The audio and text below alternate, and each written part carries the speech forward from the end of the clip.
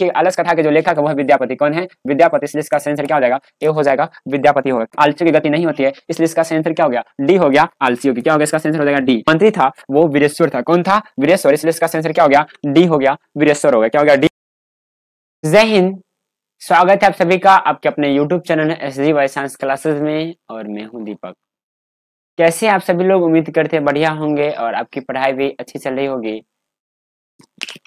दोस्तों आज के इस वीडियो हम देखने वाले हैं संस्कृत के तृतीय पाठ, यानी कि तीसरा जो पाठ है आपका चैप्टर जो है वो है अलस कथा। क्या है? अलस कथा है, उससे कुछ महत्वपूर्ण VVI ऑब्जेक्टिव। क्या देखने वाले हैं? VVI objective. अगर आप इतना कर लेते हैं तो इस चैप्टर से आपको इससे ज्यादा कुछ और करने की कोई जरूरत ही नहीं पड़ेगी, इसलिए आप सभी लोग इस वीडियो को पूरा जरूर देखिएगा। ठीक है, पाठ का नाम क्या है? अलस कथा। क्या है पाठ का नाम? अलस कथा। और कितना नंबर चैप्टर है? 2 नंबर। इससे 3 नंबर, सॉरी, तीसरा चैप्टर है। और इससे पहले हम लोग 2 पाठ का ऑब्जेक्टिव देख चुके हैं। अगर आपने नहीं देखा है तो चैनल में जाके देख लीजिए, या प्लेलिस्ट में आपको प्लेलिस्ट में भी मिल जाएगा। तो उम्मीद करते हैं आप सभी लोग देख लीजिएगा। तो चलिए शुरू करते हैं हम लोग आज के क्लास को। देखिएगा आज का जो सबसे पहला प्रश्न क्या है अलस कथा से, और वो आपके सामने है। प्रश्न को पहले आप पढ़ेंगे। क्या करेंगे? प्रश्न को आप पहले सबसे पहले पढ़िए। ठीक है जी। देखिए कहता है, मैथिल कोकिल के नाम से कौन प्रसिद्ध था? मैथिल कोकिल के नाम से कौन प्रसिद्ध था? ऑप्शन है विद्यापति, नारायण पंडित, सी है कालिदास, वेदव्यास। देखिए मैथिल कोकिल के नाम से जो प्रसिद्ध थे वो विद्यापति थे। कौन थे? विद्यापति, इसलिए इसका सही आंसर क्या हो जाएगा? ए हो जाएगा, विद्यापति हो जाएगा। क्या हो जाएगा? इसका सही आंसर हो जाएगा ए, विद्यापति। ठीक है, चलिए जी 2 नंबर क्वेश्चन देखिए क्या कहता है जी। कहता है कि अलस कथा पाठ कहाँ से संकलित है? अलस कथा जो पाठ है आपका वो पूछ रहा है कहाँ से संकलित है। अग्नि पुराण से, पुरुष परीक्षा से, सी रामायण से, डी महाभारत से। तो देखिए अलस कथा जो पाठ है, चैप्टर है, वो जो संकलित है वो पुरुष परीक्षा से है, इसलिए इसका सही आंसर क्या हो गया? बी हो गया, पुरुष परीक्षा हो गया। ठीक है, चलिए अगला प्रश्न देखिए क्या कहता है। 2 के बाद क्या आएगा? 3 नंबर जी। 3 नंबर प्रश्न देखिए क्या कहता है, बहुत ही अच्छा प्रश्न है। ठीक है, ध्यान से पहले पढ़िएगा। कहता है कि मिथिला का मंत्री कौन था?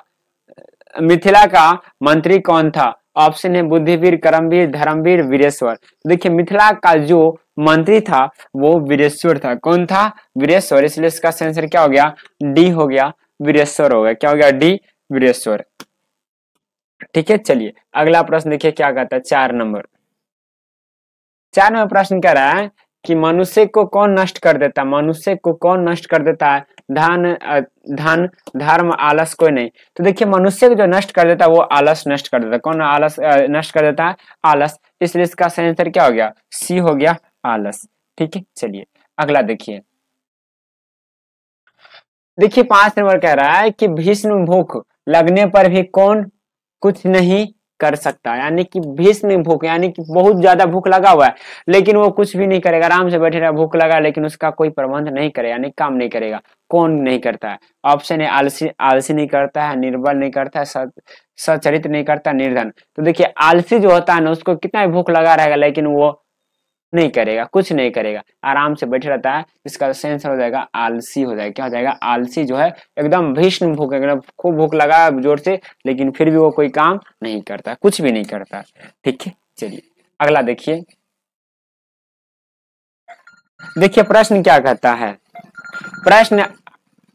अगला प्रश्न देखिएगा, कहता है 6 नंबर कि वीरेश्वर नाम का मंत्री कहाँ रहता था? वीरेश्वर नाम का जो मंत्री है ना वो कहाँ रहता था? ऑप्शन ए है पाटलिपुत्र में, मिथिला में, जनकपुर में, अयोध्या में। तो देखिए वीरेश्वर नाम का जो मंत्री था वो मिथिला में रहता था। कहाँ रहता था? मिथिला में, इसलिए इसका सही आंसर क्या हो गया? बी हो गया, मिथिला हो गया।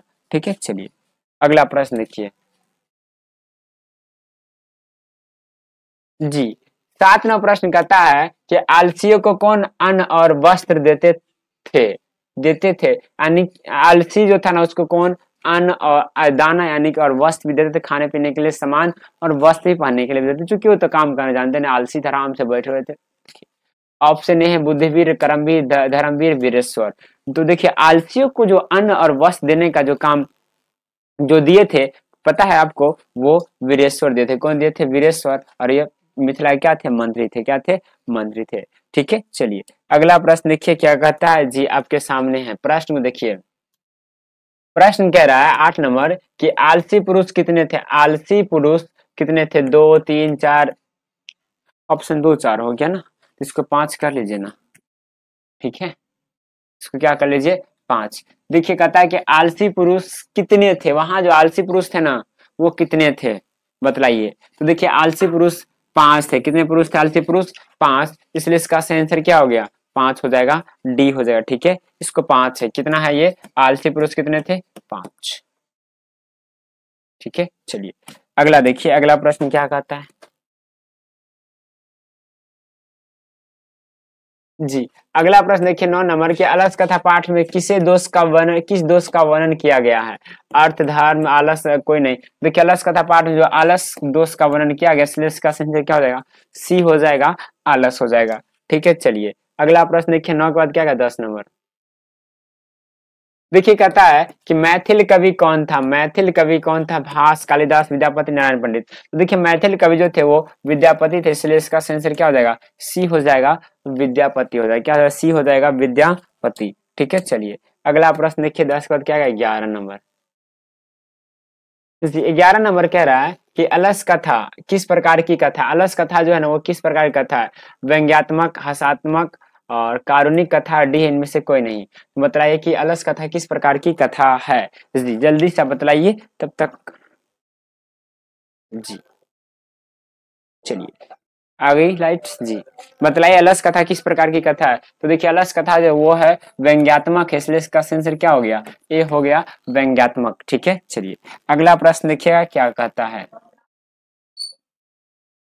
जी। 12वां प्रश्न कर रहा है कि अलस कथा पाठ के लेखक कौन है, अलस कथा जो पाठ है ना उसके लेखक कौन है, विद्यापति, नारायण पंडित, कालिदास, वेदव्यास। बतलाइए कौन है लेखक। तो देखिए अलस कथा के जो लेखक है वो है विद्यापति, कौन है, विद्यापति, इसलिए इसका आंसर क्या हो जाएगा, ए हो जाएगा, विद्यापति हो गया, क्या हो गया, इसका आंसर हो गया ए, विद्यापति। ठीक है, चलिए अगला प्रश्न देखिए क्या कहता है,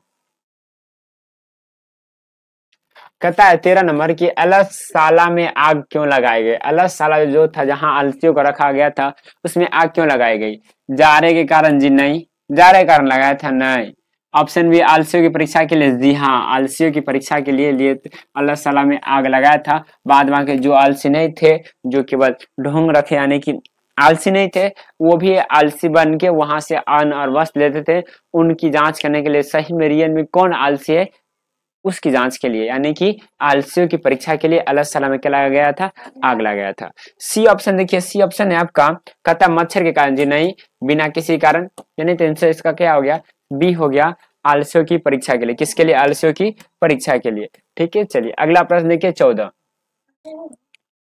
नंबर प्रश्न कहता है कि अलस कथा पाठ में किस महत्व का वर्णन किया गया है, कहता है अलस कथा पाठ में किस महत्व का वर्णन किया गया। ऑप्शन है मानव गुण, पशु गुण, सी है देवता गुण और डी है उपयुक्त में से कौन है। देखिए अलस कथा पाठ में जो है ना आलसियों का यानी कि आलसियों का आलस आलस जो होता है ना उसका वर्णन किया गया, तो वो जो आलस जो होता है वो मानव का गुण होता है, इसलिए इसका आंसर क्या हो जाएगा, ए हो जाएगा, मानव गुण हो जाएगा, क्या हो जाएगा, ए मानव गुण हो गया। ठीक है, चलिए अगला प्रश्न देखिए क्या कहता है, प्रश्न देखिए 16-15 का रहा है कि गरीबों और अनाथों को प्रतिदिन कौन भोजन कराते थे, गरीब जो था ना उसको और अनाथों को प्रतिदिन यानी कि सभी दिन कौन भोजन कराते थे, ये आपसे पूछ रहा है।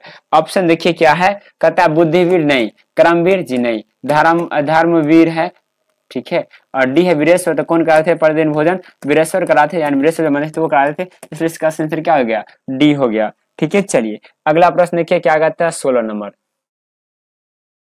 जी। 16 नंबर प्रश्न ये कहता है कारुणिक के बिना किसकी गति नहीं होती, कारुणिक के बिना किसकी गति नहीं होती, धूतों की, पतितों की, वाचालों की, आलसियों की। तो देखिए कारुणिक के बिना आलसियों की गति नहीं होती है, इसलिए इसका आंसर क्या हो गया, डी हो गया, आलसियों की, क्या हो गया, इसका आंसर हो जाएगा डी। ठीक है, चलिए अगला प्रश्न देखिए क्या कहता है जी। 17 नंबर प्रश्न है और ये आज का अंतिम प्रश्न है, कहता है अलसला में लगी आग को देखकर कौन भाग गया, यानी कि अलसला में जो आग लगा दिया गया ना उनमें से कौन भाग गए, आलसी भाग गए, ध्रुत भाग गए, अधिकारी भाग गए, नौकर नहीं। जो ध्रुत किए थे यानी जो आलसी नहीं थे फिर भी वहां रहते थे तो वो भाग गए थे। इसका सही आंसर क्या हो जाएगा, बी हो जाएगा ध्रुव।